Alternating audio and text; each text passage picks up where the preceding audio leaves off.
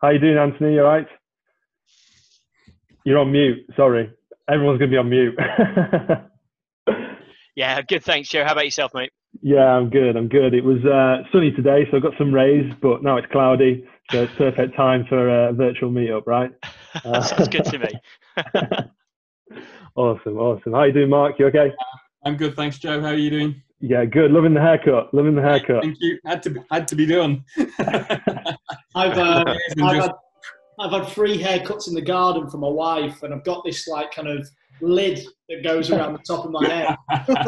Right, stop complaining. You've got hair. I can right? Stop showing off about haircuts. It's really key for all you guys to start talking about what's happening right now, and kind of come together.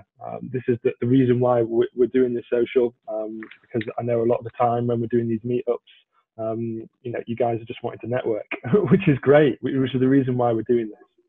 So we're just going to give that chance to you guys. Obviously, working from home is a real key one right now. I'm guessing you're all working from home.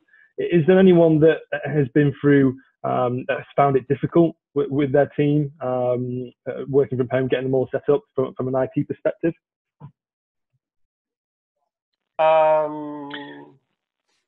Somebody else want to go? Well, for me, it's not been a technical challenge. It's been a challenge having 2 children around. So my eldest was supposed to have his GCSEs this time round. He's worked really, really hard because he wanted an amazing set of GCSEs. And he feels like that's all been taken away from him, that he's never been given that chance now to kind of excel and show what he can do, which is he's finding it really difficult. And my other son, he just doesn't get what's going down, and everything's a problem, and they're arguing like cats in a bag. So it's not the technical stuff, it's they're trying to get to the technical stuff that I'm trying to do. Yeah, I've got it's not me again, we're not going to go back to me wearing it, but I've got a £300 prom dress sat probably behind me somewhere that my daughter's probably never going to wear, and she's absolutely same sort of thing, GCSEs, absolute brainy thing, and now it's that opportunity's been taken away and stuff like that. So yeah, I think that's the technical check. And I think on the flip side as well though, is most organizations, well I would say most of them and mine that I've just left, was they were already geared up for working from home quite well. But the problem is when it's forced upon someone, it's slightly different. So all of a sudden, you've got these people, I'd love to work from home. And now they're sat at the desk 8 hours. And like you say, children in the mix, dogs in the mix, wife's in the mix, or husband, everything's now added on to that pressure. And your life changes from literally one room from another.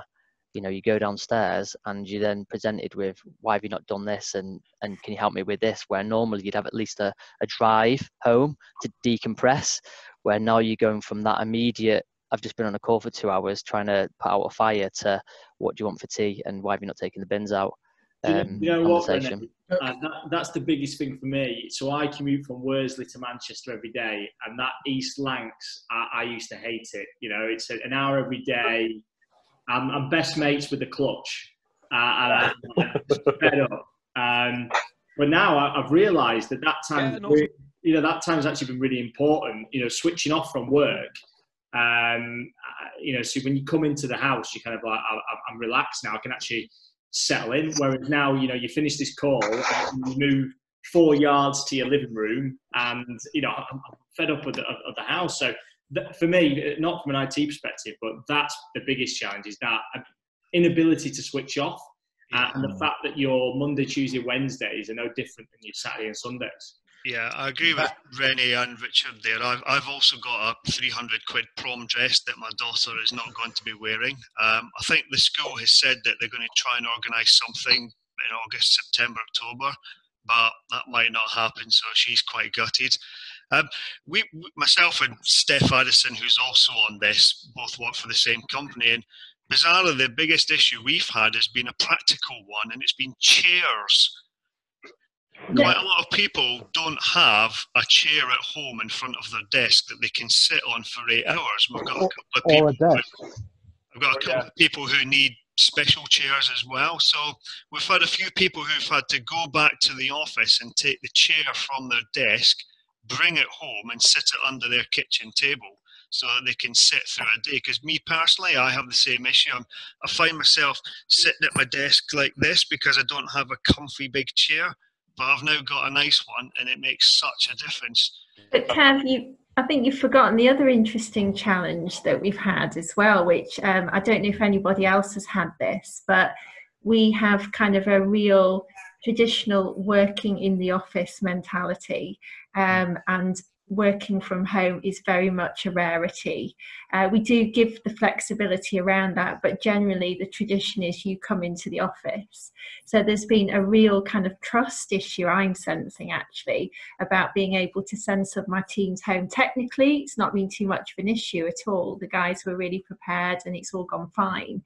But every major incident we have, and obviously we have a few and we're 24/7, it's kind of like, has this happened since everybody's been at home? And I'm having to kind of like justify it, and I'm having to say it's been no different, you know, and it's hard work. And I don't know if anybody else has had that challenge as well, and how many of you are out there still have that traditional thinking in your organisations? Well, on the flip side of things, if you look at it from a, do we think that potentially now businesses and organisations will look at this and try and take some sort of positive and almost use this as a transition to allow their teams and to allow their colleagues to actually get a grip on working from home and that work-life divide, and understanding how it would work if you were to do that on more often, and actually try and use this as an opportunity to kind of go, right, the agility of having that.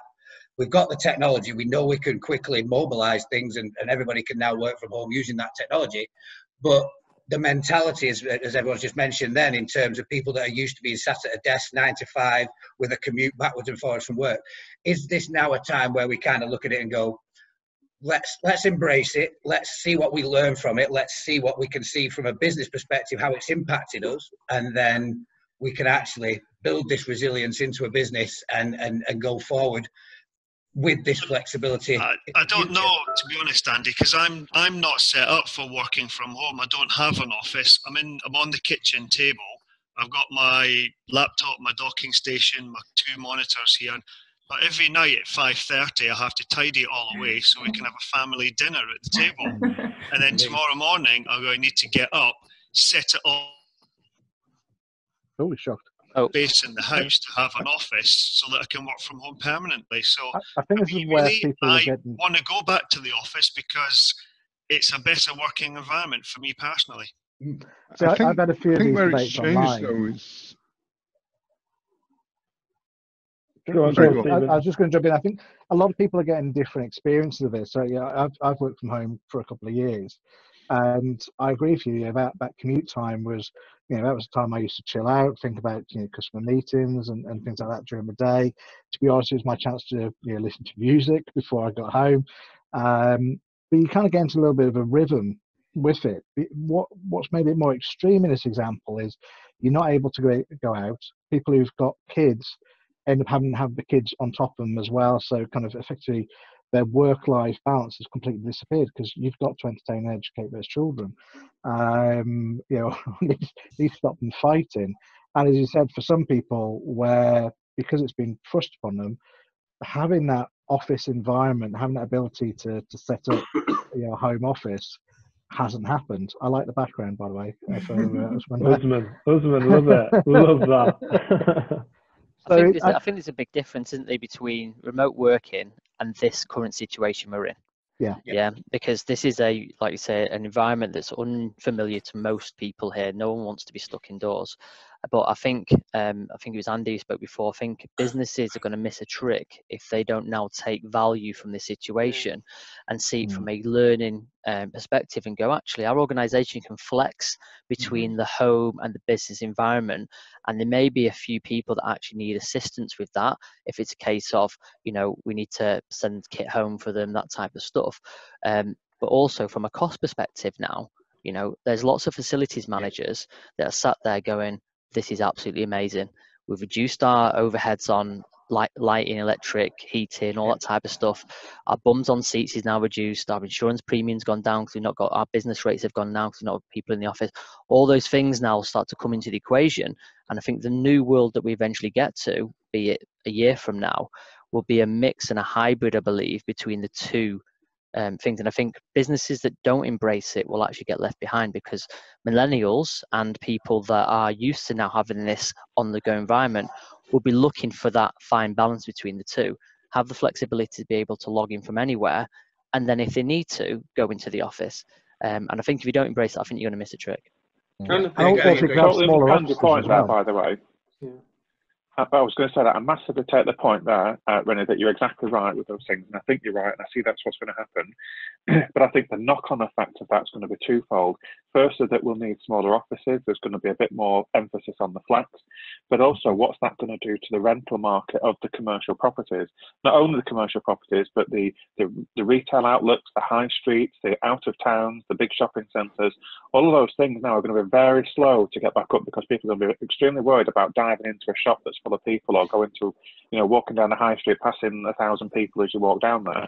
So the net effect on our economy, and of course the investment banking centre, which is based on all these properties that are owned and rented and what those leaseback options all look and feel like, this could have a knock-on effect for quite a while in our economy now, until we understand how as a society we're going to use offices. Smaller offices could be converted to dual purpose, couldn't they? Offices could be converted to being offices and also having accommodation. Or entertainment spaces. Shared areas where multiple businesses can use one office, where instead of just having a singular business within an within an environment, you could actually you could actually rent that out to a number of businesses. So there's I think there's lots of opportunity.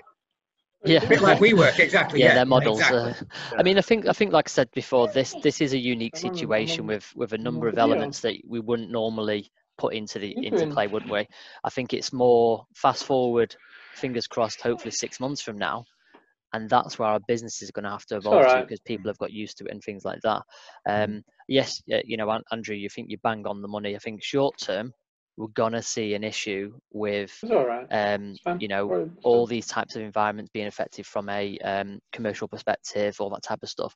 But I'm talking more from the learning that businesses can do. And the reason I say this is because I've been in 2 organizations that have done this before we had to, and the value that they've got from it has been massive.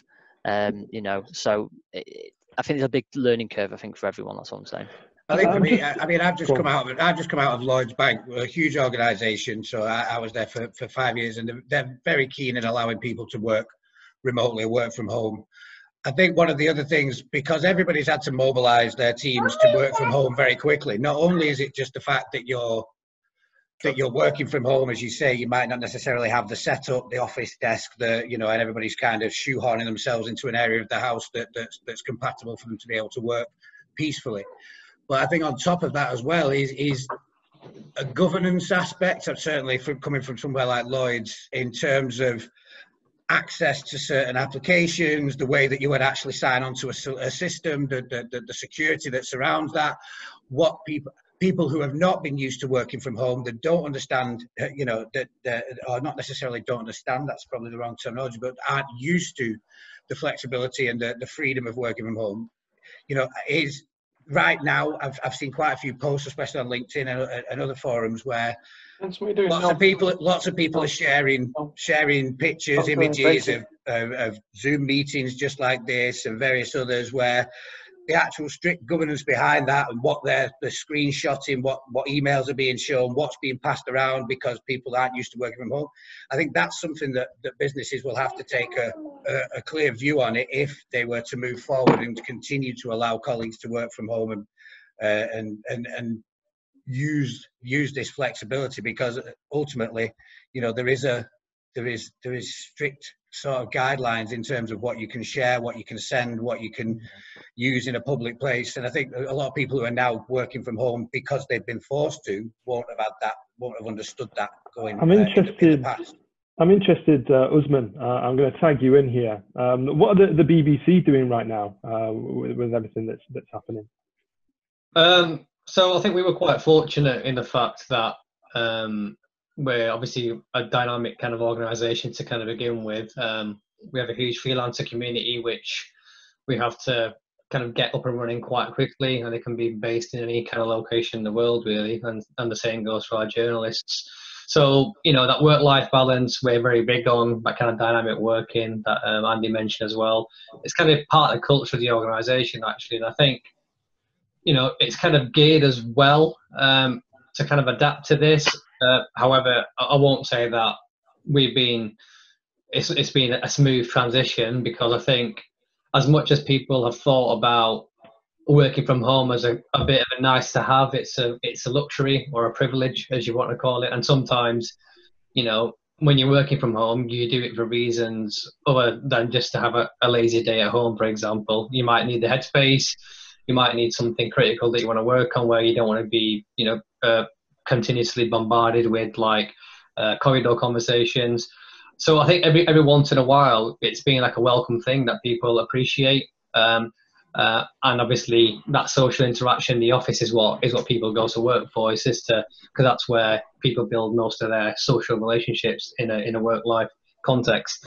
But to then go from one extreme of having as a bit of a nice to have, and then it just being your norm for the next however long we're in this, I think that's the difficult part. And again, echoing what a lot of other people have said on this call, is moving to where it's a nice to have, a luxury, and you know you've got something else back to, as opposed to, well, you can't even leave your house now potentially, and then if you've got children on top, you've got that compounded effect as well. This is it's a very exaggerated, unnatural situation that we're in now. It depends on so many factors. I mean, it depends on, you know, what's your home situation like? Do you have kids? What age are they? Are you set up for it? Do you just as a person work well from home? And you know, what's your job? What kind of work are you doing? I mean, I could easily, you know. Yeah. Well, I think say what Mike was saying as well, and I know I comment in one of his posts, is that, you know, unfortunately, people are kind of creatures of habit, and just echoing what, you know, Stephanie said as well, is that very old culture of you have to be in the office because that's how people believe that you're kind of working. You know, I personally can't see a world where we come out of this and people are just going to go, oh, home working worked really well, we're just going to close loads of buildings, because I think we're creatures of habit, and I think those people who have that mindset to begin with and operate their businesses like that, and again, it's industry specific. We're going to resort back to that again, and working from home will be frowned upon again as well. I think, well, I mean, we are learning a lot of things in this situation, and a lot of people are enjoying it. I mean, before, there's so many things where if I kind of try to structure my meetings, you know, to have them all in like 3 days of the week or 4 days of the week, I could, if I put effort into it, I could have almost certainly kept 1 or 2 days a week clear of meetings, and then just, you know, stayed home. Now, the thing is, even then I could have just stayed home and done those meetings over Teams or Zoom or whatever, but, you know, everyone's sitting in the conference room and you're the one person that's not there and you're coming in over the screen. It's lame. You want to be in that room with everybody else. Now that nobody is in that room, it's perfectly okay to have that same meeting over Zoom, which is kind of an interesting thing. So now I think it's going to become maybe more acceptable because, hey, we've established that for, say, 6 months, people worked over Teams and it was fine. So that it takes away that kind of taboo. So I think it's going to be less resistance to it.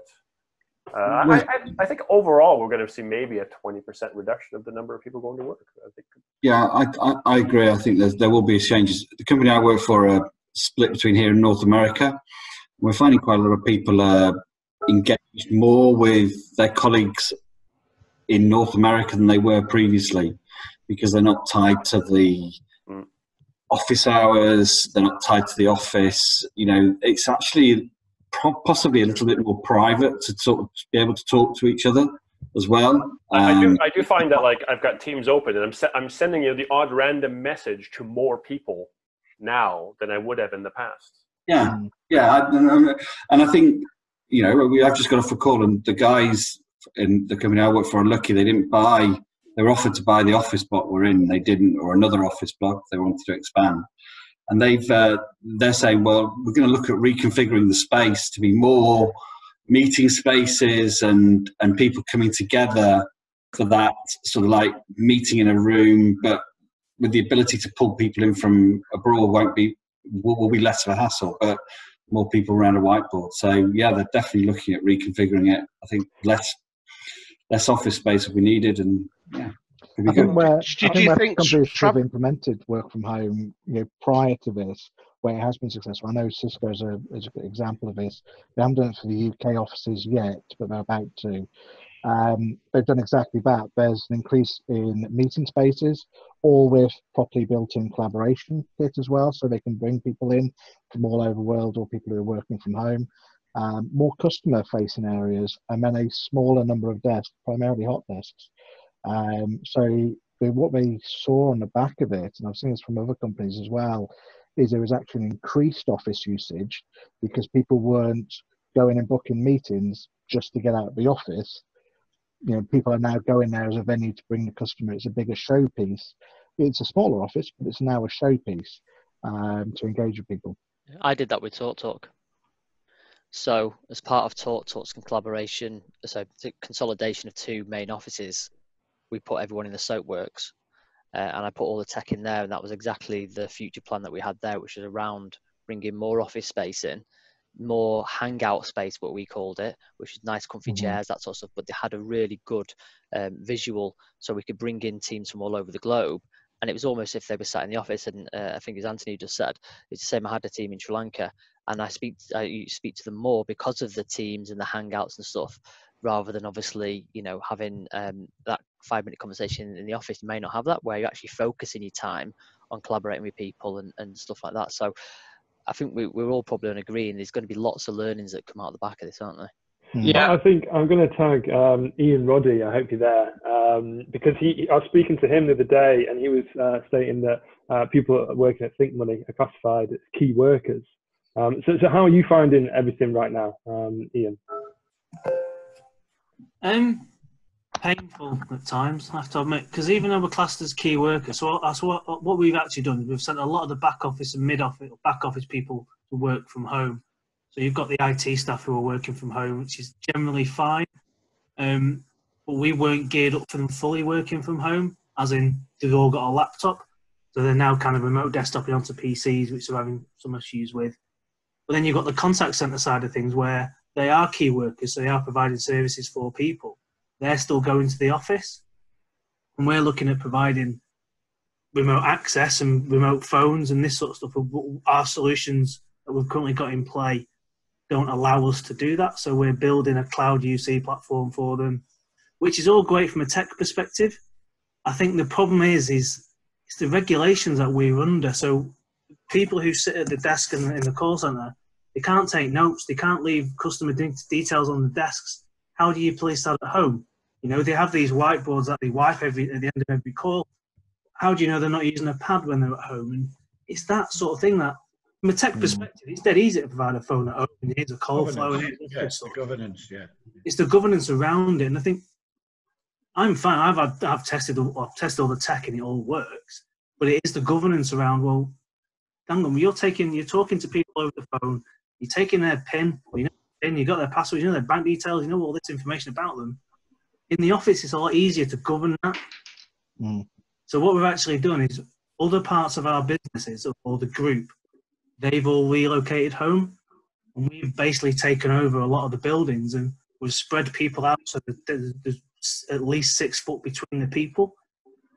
We're getting areas with no people deep cleaned, and we're moving people down, and we're deep cleaning other areas of all the businesses, or all the areas of the business. So it's a two-pronged approach for us. We're trying to get a technical solution for people potentially having to work from home if the government turn around and say it's a full lockdown.